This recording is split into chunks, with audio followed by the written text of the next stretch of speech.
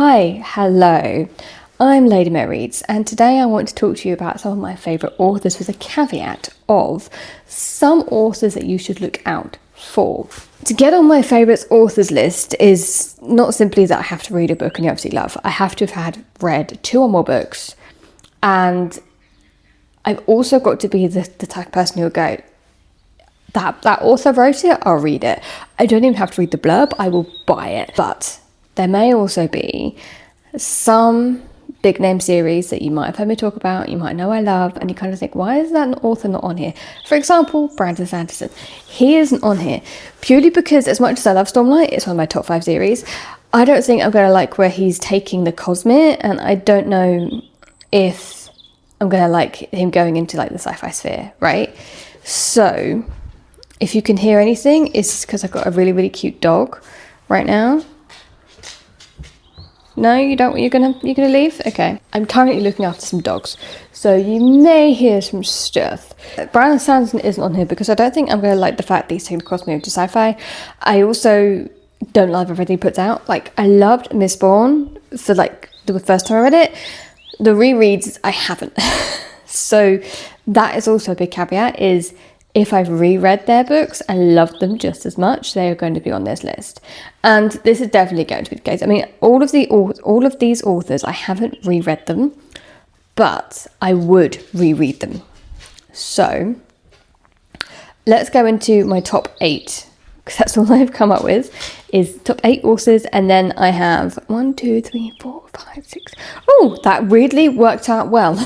Another 8 that I think you should watch out for. So I'm going to go from least to best on my favourite authors. And the least is TJ Klune, right? When I say least, he's still a favourite of mine. I love his Green Creek series. The Bow Beneath My Skin, I adored. House in Cerulean Sea, I loved. Under the Whispering Door, I didn't as much, and there was an element of in the life of puppets that I wasn't happy with. There was a romance element in it, and I was a bit like, I don't know, it makes me feel weird. So he is a hit and miss for me, but most of the time he is a hit. And the way he writes and the way he crafts his romance, I will just read it. If TJ Klune publishes a new book, okay, cool, I will read that. There usually isn't a doubt that I just won't, especially if he publishes in Green Creek series or World. I'm like, there, or House in Cerulean Sea. just there. Buy button, take my money. But also, TJ Klune as a person seems like a really nice guy. He seems like, and I think I said this in my The Bones Beneath My Skin review, is his books feels like a place where everyone is welcome, where you can be gay, trans, autistic, any kind of neurodivergence, something that doesn't fit in with the norm, and he'd be like, come here, I'll open you with open arms. Okay, not a problem. And sometimes I like that. That's like that comfort that I just like. Sometimes it's just like, I just want to read something where I know I am just going to be welcome and feel like a warm hug at the same time. Even though with Green Creek, yeah, he gives you that, but he does break your heart and then put it back together multiple times through that series. So that's TJ Klune. This is technically a new author to me, and it's Fraya Marske. If you've been following this channel at all, you know I have been screaming about A Marvellous Light. More likely a Power Unbound, because that is the best out of the series. I love those couple, but again, I loved all of them. To be fair, the way she writes romance, it just does something to me, and I love it. And this is somebody who doesn't really, or didn't previously like romance, but I like her romance. I like her romantasy. I like how she crafts her characters and her worlds, and how the romance between whoever couple kind of blends and comes together. I like it a lot. So I will buy everything she writes, most likely, because everything that she just does and crafts, it's just, I love it. I love it to bits. So everyone should go read A Marvellous Light. Everyone should just go read Fraya Marske. I believe I haven't read her newest one yet, which is Swordcatcher. No, Sword Crossed. I always get that mixed up with Cassandra Clare, and me and Cassandra Clare have a rocky relationship. Sword Crossed, I haven't picked that up yet, but I will be this year for a certain project that I cannot tell anything about yet. So, Fraya Marske, is there. And anything she writes, I will read. The next on my list, so that's 876, might shock some of you, considering how much I love The Will of the Many, but it's James Islington. I read his the Lycaena trilogy first, and I had a good time, right? It's the typical classic fantasy feel, but he does a little bit with kind of time travel, but it works, right? That's the main caveat here, it works. And ogres and kind of a weird magic system, it all blended really well together. And the things that happened in that series, I do want to go back and reread it. I enjoyed it, but I did listen to it, and that was narrated by Macrae, which I wasn't a fan of, but I think if I reread it, I might enjoy it even more, especially even though I could predict what happened at the end of book 3, it was still, how did it get to that point? And what are the characters' reactions going to be when they realise this moment? That really pulled me through the story, and I really, really liked it. And I know not a lot of people do. And then you have The Will of the Many, which took me and everybody else by storm, because it is good. I am dying for the strength of the few. Like, if any publisher's watching this, I do not care what I have to do. My firstborn, my horse, whatever you want, my arm, I will carve out my heart from my chest to get an arc of this book. Moving on from James Islington. And then we have R.J. Barker, which some of you may or may not have heard of, and I really think you should, because I have read everything he's put out, and I've loved everything he's put out. I started off early in my audiobook journey listening to Age of Assassins at work, and the assassin in question has a club foot, which I thought was interesting enough how he managed that. Then he also, the magic system, the way that worked, if I'm remembering correctly, because I read this so long ago, it was every time you used your magic, you basically killed all the sort of land around you or something like that, which was fascinating. But also nobody really liked sorcerers and stuff like this going on. And that's also how they knew there was a sorcerer, because if anything happened, it would be like this magic would, I think it was always in a circle or something, it would always die, which was kind of cool. Then you have There Goes the Weirdwood series, which is due to be completed this year, I think. And I love it. It has Ascension Forest. The characters are just incredible. And the way R.J. Barker works, and you see it in Tide Child and you see it in here as well, is he sets up a lot of stuff in book 1. It's still fascinating, but it is more of I'm setting you up for what I want this series to be. Then you get to book 2, and he pulls the rug from underneath you. The characters you learnt to love in book 1, he puts them through the rigor. He does everything. He might introduce new characters, and how he just crafts everything is just fascinating. And in Tide Child, I sobbed at the end. I loved it. A lot of it was found family, and Tide Child is a matriarchy. There are sea dragons. The way everything works and how the characters grow close together, like it's a proper pirate fantasy. And I love it so much, not just because I love pirates, it's because I love the characters. I love how all of this just came about. It was just fascinating, and everything by R.J. Barker, I will just read. Like, Age of Assassins was great. It is more on the younger adult side of things, I think. I read it so long ago, but I love it so much. And then obviously The Ghost of the Weirdwood. And the way he plays with the magic system, and like even the ending of book 2 in the Ghost of the Weirdwood series, I was like, what is happening? What are you doing? Even though Tide Child just has my heart, it just completely just has it. And then, for no one's surprise, is John Gwynne. John Gwynne, I've read everything this guy's put out, and I've loved it, right? Do give it its due. I did struggle to begin with Malice on the first read. On the reread, I was like, I'm just happy to be back with these characters. I don't know what it is. Like, on the reread, it was just so comforting. And I was like, oh, I'm just here. I'm just enjoying the story.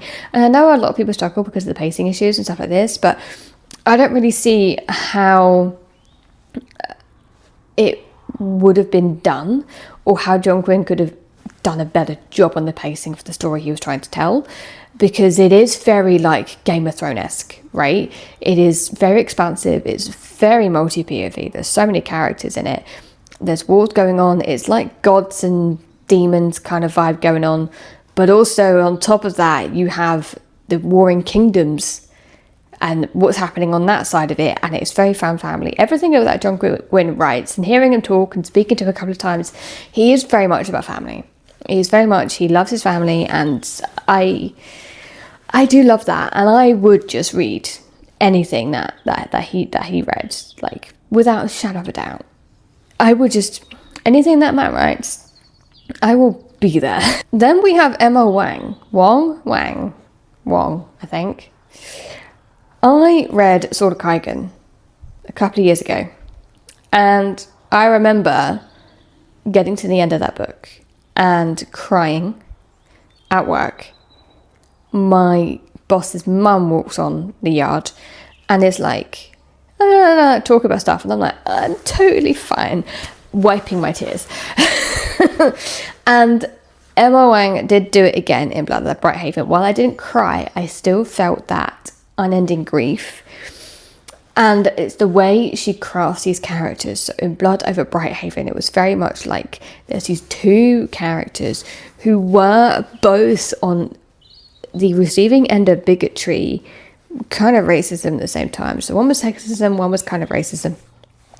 But while they could kind of both see that line, that kind of grey line of we are, on the bottom end of this systemic problem, they still weren't seeing each other's point of view and seeing and understanding. And how Emma Wang would just craft that and the conversations around that and trying to get them to reach but not quite touching the other person, but then it's and then it's and then a character makes a decision that impacts a community of people, and she's so shocked that most other people do not care about this particular community of people.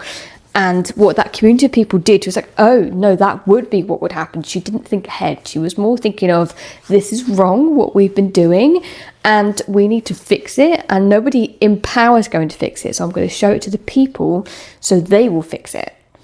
And the way that she does her themes and her books, I just love it. So she is on this list purely because anything she writes, I think I will just pick it up. I will reread Blood of Brighthaven to the end of the earth. Sword of Kaigan as well. Maybe not like the last chapter, although that doesn't bother me as much as everybody else because it is kind of interconnecting with another series. But she's discontinued the series, I think, because Emma Wang believes that she needs to improve her writing skills first, I think. Or I don't know if she's in planning to continue or not, but she has done that. So, Emma Wang's on the list. Then we're on top two. Who wants to take bets? This is my top two. Tolkien. Tolkien is top two. I reread Lord of the Rings so many times, honestly. It's definitely once a year. Sometimes it's more than that, depending on what's happening. Lord of the Rings is the book series I go to if I'm feeling stressed and I just need that comfort. And it's usually just the beginning of Fellowship I read. I read that probably 20 plus times a year, just the beginning of Fellowship of the Ring. Of that, let's re-listen to that, finish a book and I don't quite know what to read yet. I'll just kind of listen to the beginning of Lord of the Rings. That's always downloaded on my phone. It's never not. I just love it. And just, okay, right, you look at Tolkien, and will he be published today? I don't know. But the way he crafts his world and his characters, and how, like, this quote always stuck with me. I can't remember if it is actually in the books or if it was actually in the films, because I was introduced to the films first. If more of us valued food and cheer above hoarded gold, it would be a much merrier world. And you can definitely see that in his writing, in Lord of the Rings. Frodo and Sam's relationship, like, Sam held most of that up, right? He was always there for Frodo. No matter what was going on, he would be there. He wouldn't do everything. Like, to the point where, like, he had the ring and he could have gone to destroy it. And he went, no, Frodo needs me. I would do this for Frodo. He carried Frodo up that mountain. And Frodo would never have got there without Sam. He never would have. And then you look at Legolas and Gimli, how their relationship bloomed. And then Merry and Pippin.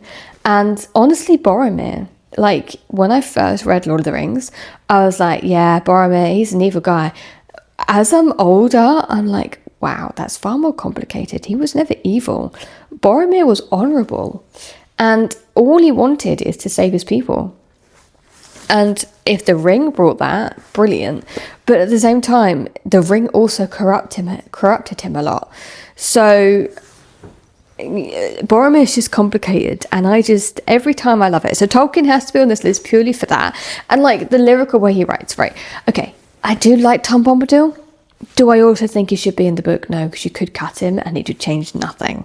Because that is kind of where it bogs down for me. It's like, okay, hitting Tom Bombadil, that's cool, it's entertaining. And then they go in the fog on the Barrowdowns. Then they get trapped again. I'm like, that wasn't needed. Cut that definitely and go straight to Bree. I like Bree. I definitely like Bree.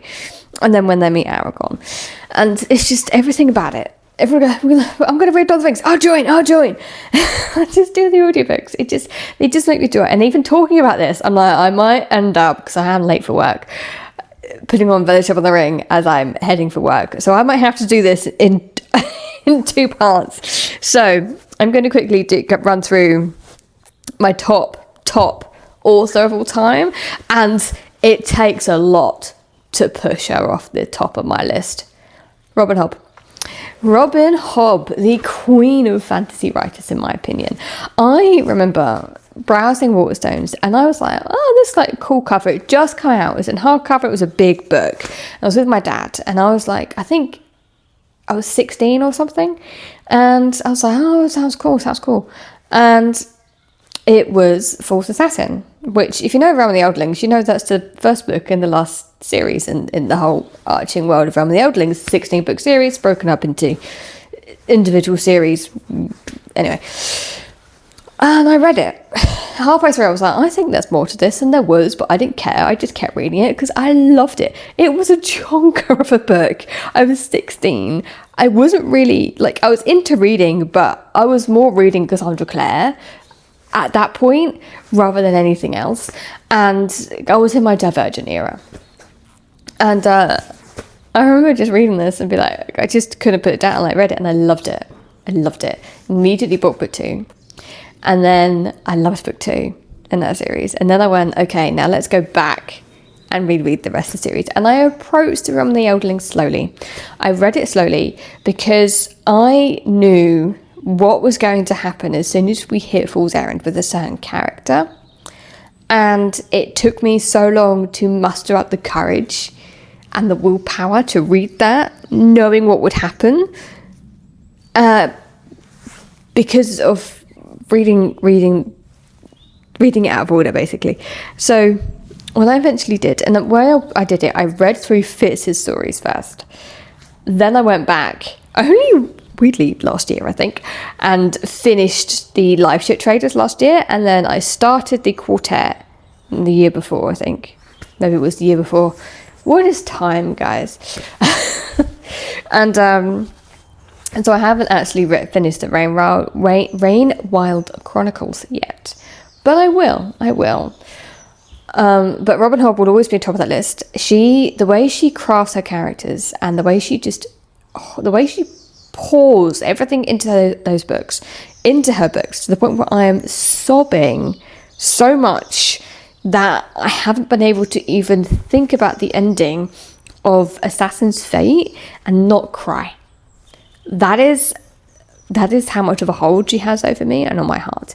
But also her style of writing. Well, everything she writes for can deal with heavy themes, and there are moments where she had a conversation between 2 characters about one potentially being gay and how the other one views it. That can't be how she views that and came to a conclusion around that, of being kind of like, you're insulted for no reason, and then this character realizing, oh yeah, no, I am insulted for no reason. It shouldn't be about what people are sexually attracted to. Love is just love.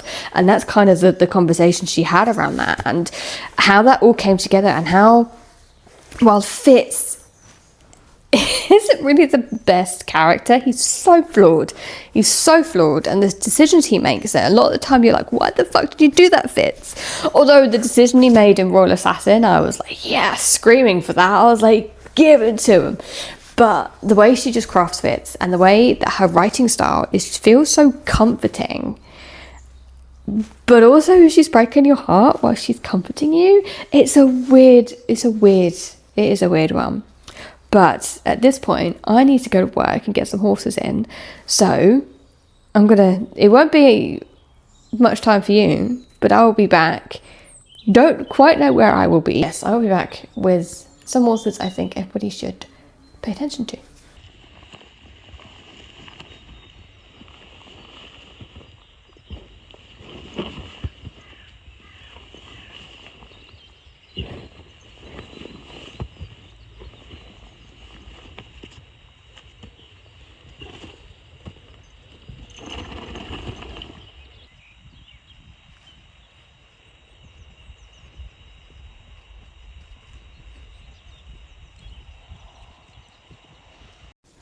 And we're back. It is now a couple of days later. And it's in the morning before I have to leave to work. So am I going to be rushing to work again? Possibly. This happens too often. But anyway, authors I think people need to watch out for. Rogba Payne is first on my list. I've read The Dance of Shadows by him, not Dance of Shadows by Gourav Mohanty, because The Dance of Shadows. And the way he writes and the way he envisioned and brought that story to life, I remember listening to it, right? And sometimes when I listen to books, I'm there just to have a good time, or it's something I have on while I work, right? So I'm not always 100% paying attention depending on what's happening at work. But I remember walking down this path as I turned some horses out, and I was like, wow, that passage really like envisioned what was happening. And I talk to myself when I work. I work alone, I talk with horses, I talk to myself, it happens. And I was like, this is an author to watch out for, because of how his prose and how he brought the story to life and the characters and everything that kind of goes into making a story. I remember thinking, wow, he's actually, for a debut, I was like, that's a debut. Like, because there is some stuff that gets published today, and I know everything's all a bit up in air on kind of like if you enjoy something, if you don't, it's all within subtext and nuance and shit. But I've read some stuff that was a debut, and I was like, this got past publishing because the prose was just not up to par for me. And it's a little bit of a caveat because, again, I'm a writer myself, so it's hard to shut that side off. So if you're being repetitive all the time, I'm like, you could have cut this out. Or if you're being like, you insinuated something up here, and yeah, at the bottom of the paragraph you insinuate it again, I'm like, well, you've already shown me this, why are you now telling me it exactly right after, right? Stuff like that bugs me. And to be fair, I do see it more in indie spaces than I do in just publishing, because again, the copy editors would catch stuff like this. But at the same time, things do get past publishing that I'm like, this prose is terrible. It's just bad. And again, it all depending on like the intention of the writer. But some debuts, I'm like, okay, I'm going to give you, the story is good. You will work on your craft. And most time when they do a book too, their craft is a lot better because, again, they've been working with editors and agents in the whole publishing industry, and it's fine. But I remember reading Rogba Payne's book, and I was like, fucking hell, this is a debut. This is like professional work, man. This is good. And like, especially his characters, now he just like crafted all of the story that kind of just came together. It's somebody I think I will definitely be following his career. Also on that list is Gourav Mohanty, and yeah, there is a caveat, I'm friends with him, but when I first heard Sons of Darkness, I wasn't. We kind of ended up becoming mutuals online because he sent me his book before he was picked up by Broken Binding, kind of Socially Publishing. It's still a bit of a grey area there. I don't know the ins and outs of it. And then I read it when he got picked up. But he sent it to me before that. And then, because we all kind of followed each other after I'd read it, it was kind of like we were talking about, because I was freaking out about the book.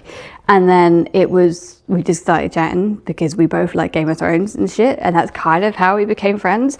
That's kind of how I became friends with a lot of people online, or I met them at like Worldcon or something when I went to last year, and I was like, oh cool, and then they just like followed me, and I was like, amazing.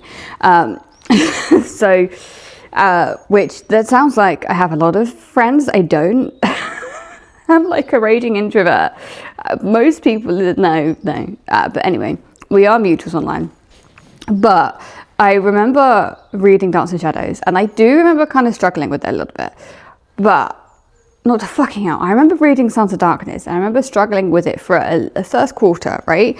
Because it wasn't something I was used to reading, especially how he was telling the story. But I do remember thinking the dialogue and the characters really shone through on the page.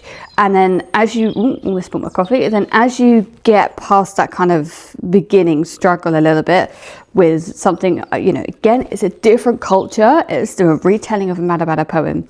It's, you know, everything that me as a British person is not well versed in.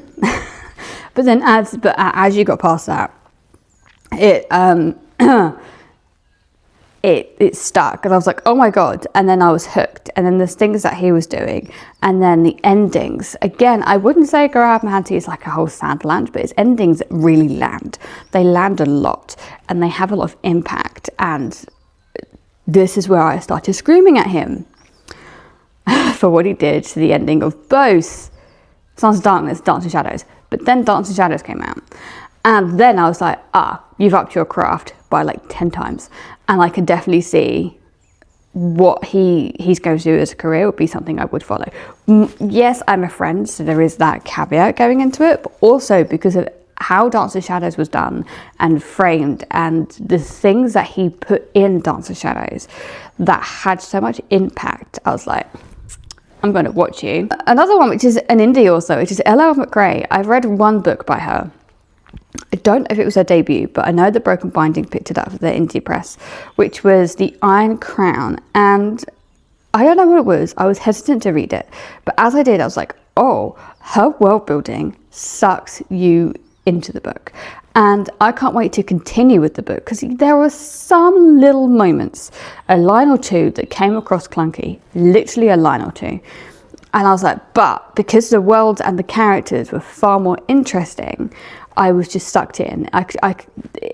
Yeah, even though those little little lines did bother me, I was just like sucked in, that I just wanted to know more. And I am going to be reading everything she puts out, and I will be probably not her number one fan, but I will be following her through her career, because I don't know, it's just the way she writes and the way she crafted her world and her characters really surprised me.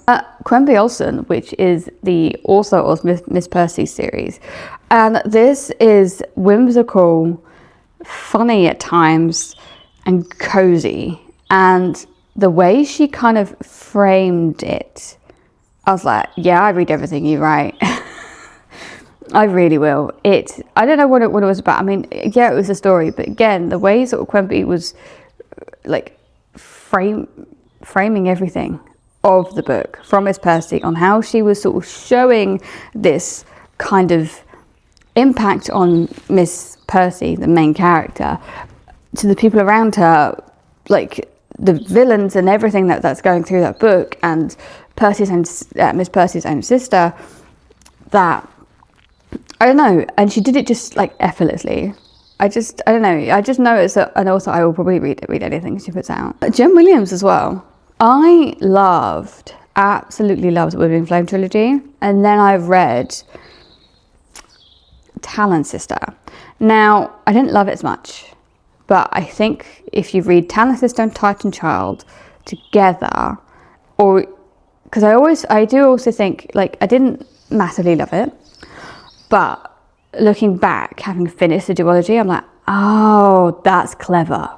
That's clever.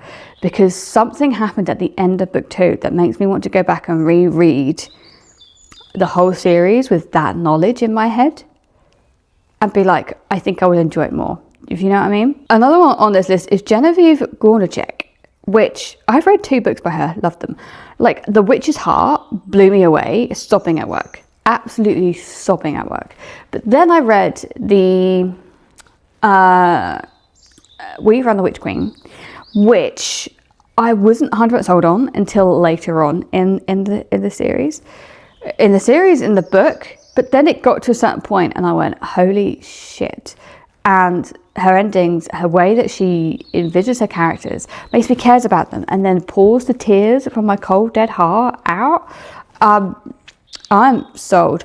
Shauna Lawless is also on this list. I have met Shauna. We are also mutuals. But the way that she's going through Irish mythology, how she's crafting her characters, whereas in the technically 3 books I read, because I have read a novella of hers, and I don't like novellas, but I like that. I was like, oh my God, I was hooked on this. This is amazing.